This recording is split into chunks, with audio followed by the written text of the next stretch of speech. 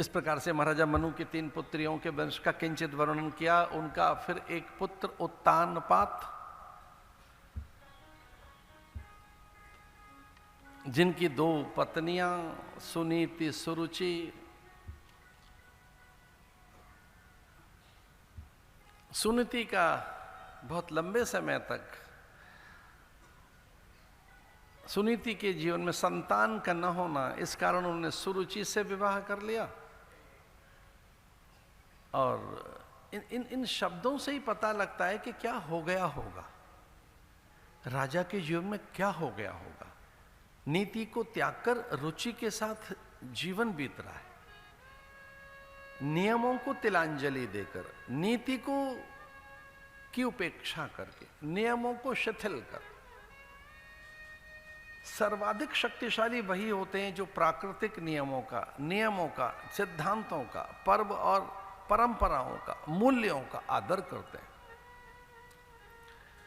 जो नीतियों को त्याग दें, तिलांजलि दे दें नीतियों को। देखो, नीति के बिना जीवन नहीं चलेगा। नीति माने पॉलिसी।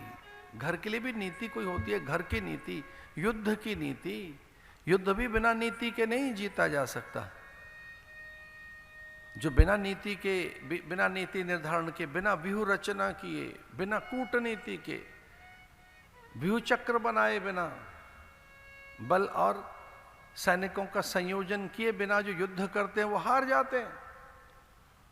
ये नीति चाहिए हर बात के लिए, वो राज की नीति हो, गृह नीति हो, युद्ध नीति हो। ये राजनीति बहुत बड़ी चीज है। राजनीति ऐसे नहीं है कोई सांसद बन गया है और साहब को मंत्री बन गए तो ये खाली बैठे हैं। हाउस में क्या बिजनेस करते हैं पता तो लगाओ।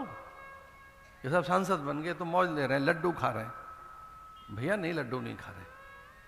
एक सांसद बनने के बाद, एक हाउस में बैठने के बाद पॉलिसीज कैसे बनाएंगे, उन समितियों में बैठकर किस तरह से अर्थ की नीति, उद्योग की नीति, व्यापार की नीति अथवा विदेश की नीतियां कैसे निर्धारित होंगी, सुरक्षा, स्वास्थ्य के लिए, खाद्यान्न के लिए, अचानक विपत्ति और कोई आपदा आ गई तो देश में किस तरह से उस विपत्ति का निवारण होगा,